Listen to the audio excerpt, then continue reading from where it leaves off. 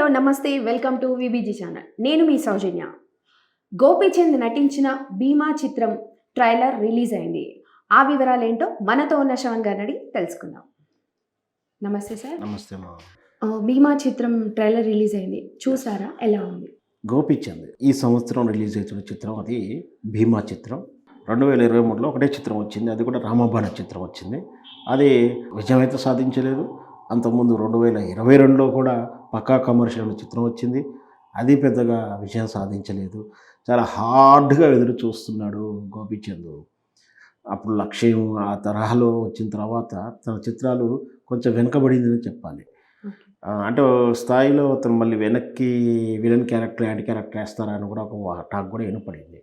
So ఇప్పుడు తప్పని పరిస్థితుల్లో ఖచ్చితంగా కసితో చేస్తున్న సినిమా కాబట్టి బాగుంటుందనే చెప్పాలి. ట్రైలర్ చూస్తే దాని తాలూకు ఎలిమెంట్స్ కనిపిస్తున్నాయి. ఎందుకంటే ఊర మాస్ పక్కా మాస్ చిత్రంగా నడుస్తుంది. ఇది తెలుగు అండ్ కన్నడ భాషల్లో చూస్తున్నాం. ఎందుకంటే దీని డైరెక్టర్ కూడా కన్నడ, అతను హర్షశ్రీ అని డైరెక్టరు. అయితే కన్నడలోనే తెలుగులో ఒకేసారి రిలీజ్ అవుతుంది. రేపు ఫిబ్రవరి 16వ తారీఖు వస్తుంది. మనం ట్రైలర్ చూస్తున్నప్పుడు స్టార్టింగ్లోనే మనకు భగవద్గీత శ్లోకం వినిపిస్తుంది. యదస్సి అనే శ్లోకం ఉంటుంది కదా, అంటే ధర్మ సంస్థానాపరార్థం కోసం భగవంతుడు ఎప్పటికైనా అవతరిస్తూనే ఉంటాడనే శ్లోకార్థం. అంటే ఇక్కడ అధర్మము రాజ్యం వెళ్తున్నప్పుడు, లేదా మన ఇప్పుడున్న భాషలో అవినీతి అరాచకాలు ఉన్నప్పుడు వాటి అణచివేయడానికి ఒకడు వస్తాడు. అతడు మన భాషలో అయితే హీరో, పురాణాల పక్షపాతం అయితే దేవుడు. సో ఆ కంటెంట్ శ్లోకం చెప్తున్నప్పుడు అర్థమవుతుంది సినిమా తాలూకు విధానం ఏంటో. అనే అధర్మం అంతా అంటే అక్కడ ఏదో అరాచకం జరుగుతుంది, దానికి ఇతడు ధర్మస్థాపన కోసం వచ్చినటువంటి ఒక మంచి పోలీస్ ఆఫీసర్గా చూపిస్తున్నారని అర్థమవుతుంది. ఎందుకంటే తన వధువు మీద పోలీస్ ఆఫీసర్ రావడం, బీభత్సంగా కొంచెం ఫైటింగ్ సీన్స్ ఉండడం. అంటే ఫైటింగ్ సీన్స్ ఉంటే గోపీచంద్ ఆల్రెడీ మనకు రవితేజ మాదిరిగా ఒక మాస్ హీరో ఇమేజ్ ఉంది. అంటే ఒక లవర్ బాయ్గా కాకుండా మన రవితేజ లాంటి ఒక మాస్ అటు fighting, villain, dominations, mafia don, ఒక సిన్సర్ ఆఫీసర్, ఇట్లా రవితేజ సినిమా లాగే ఉంటుంది. లేదా ఒక లవర్ బాయ్గా సిన్సర్ ఆఫీసర్ గాను అట్లా ఉన్నట్టు ఉండదు అతన్ని. సో సేమ్ అంటే రవితేజ జోనర్లోనే గోపీచంద్ కూడా వస్తుందని చెప్పొచ్చు. సో మొత్తం మీద ఈ చిత్రం గోపీచంద్ మంచి టర్నింగ్ పాయింట్ అవుతుందని చెప్పొచ్చు. ఇకపోతే ఆడ చూస్తున్నట్టు మ్యూజిక్ బాగానే ఉంది, ఆర్ఆర్ బాగానే ఉంది, ఎడిటింగ్ బాగానే ఉంది. వాస్తవానికి ఎవరి ట్రైలర్ అయినా సరే ట్రైలర్ అయితే బాగుంటుంది. ట్రైలరే సప్పగా ఉన్నప్పుడు సినిమా ఇక చెప్పలేము. కొన్ని సందర్భాల్లో మాత్రమే సినిమా స్లోగా ఎక్కుతుంది. అది కూడా ఏంటి, ఆనంద్ చిత్రాలు లాంటివి ఇట్లాంటి ఆ ట్రైలర్ చూసినా ఒక మాదిరిగా ఉంటుంది. సినిమా ఫస్ట్ వారం అంతా కూడా ఒక మాదిరిగా ఉంటుంది. స్లోగా పికప్ అందుకుని చిత్రాలు చాలా తక్కువ ఉంటుంది. సో మొత్తం మీద ఏ విధంగా చూసినా ట్రైలర్ బాగుంది.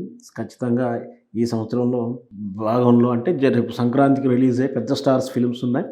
దీంట్లోకి వచ్చి ప్రమాదంలో పడకుండా చాలా జాగ్రత్తగా ఫిబ్రవరిలోకి వెళ్ళిపోయాడు. ఫిబ్రవరిలో రిలీజ్ చేస్తున్నాడంటే ఒక పక్క కమర్షియల్ బిజినెస్ వాల్యూస్ కాపాడుకుంటున్నాయి. ఈ చిత్రం ఎప్పుడు ఉన్నా కూడా మరి అన్ని చిత్రాల మధ్యలో వస్తే కూడా కొంచెం ఇబ్బంది అవుతుంది. ఎందుకంటే ఆల్రెడీ పెద్ద మార్కెట్ ఉన్నటువంటి 500 కోట్లు 1000 కోట్ల క్లబ్లో ఉన్న హీరోలతో పోటీ పడడం అంటే కొంచెం రిస్క్. ఇప్పుడు ఈయన ఇమేజ్ కోసం చూసుకోకుండా ప్రొడ్యూసర్ సేఫ్టీ కూడా చూసుకోవాలి. అని ప్రొడ్యూసర్ కూడా కొంచెం సర్వైవల్ అయ్యేటట్టు బిజినెస్ వస్తే చాలు ఉంటుంది. లేదు నేను పెద్ద హీరోని, నేను అందరిదంటే వెళ్ళాలి అనే పట్టుదల బట్టి సంక్రాంతికి వచ్చి ఉంటే ప్రమాదంలో పడేవాడేమో. దానివల్ల ఇతనికి ఏ నష్టం లేదు, ఇంకో సినిమా వస్తుండొచ్చు. కానీ ప్రొడ్యూసర్ అనేవాడు కోట్ల రూపాయలు పెట్టి ఇబ్బంది పడుతుంటారు. కాబట్టి హెల్తీ వాతావరణంలోనే వాళ్ళు ఫిబ్రవరిలో వస్తున్నారు. దాని తగ్గట్టు ట్రైలర్స్ ఇచ్చారు. అంతకుముందు తాలూకు గ్లిమ్స్ రిలీజ్ చేసిన. ఈ మధ్యకాలంలో ఏంటంటే ఫ్యాన్స్ చిత్రం తాలూకు అప్డేట్స్ ఒక నెల రోజులు గ్యాప్ వస్తే భరించలేకపోతున్నారు. ఆ డైరెక్టర్ల మీదనో ఆ ప్రొడక్షన్ కంపెనీ మీద ట్రోల్ చేస్తున్నారు. మనం ముఖ్యంగా చూసాం పుష్ప చిత్రం తాలూకు. సో ఈ చిత్రం కొంచెం ఈ 3-4 months నుంచి కొంచెం అప్డేట్స్ పెద్దగా లేకుండా సడన్గా ట్రైలర్స్ వచ్చి డైరెక్ట్ డేట్స్తో సహా ట్రైలర్స్ ఇచ్చారు. సో మొత్తం మీద చూస్తున్నంతసేపు అయితే బాగుంది. ఈ ఫిలింలో హీరోయిన్ ఎవరు? దీంట్లో కన్నడ ఆర్టిస్టే ఉంది, ప్రియా భవానీ శంకర్ అని ఒక ఆర్టిస్టు, తర్వాత మాలవికా శర్మ అని ఇంకో హీరోయిన్. ఇద్దరు హీరోయిన్లు. ఈరోజు మాస్ ఫిల్మ్ ఫార్ములా ప్రకారం 2 హీరోయిన్లు ఉన్నారు. సో ఎవరికి ప్రయారిటీ ఏంటి అనేది మనకు ట్రైలర్ ద్వారా ఏం తెలుస్తలేదు, సినిమాలో ఏదంటే ఉండొచ్చు. అంటే ఇప్పుడు మొత్తానికి గోపీచంద్ ఒక డిఫరెంట్ లుక్లో మన ముందుకు వస్తున్నాడు. ఎస్ ఓకే, థ్యాంక్ యూ అండి. Thank you. విన్నారు కదండి శ్రవణ్ గారి మాటలలో. మరిన్ని డిఫరెంట్ వార్తలతో మీ ముందుంటారు.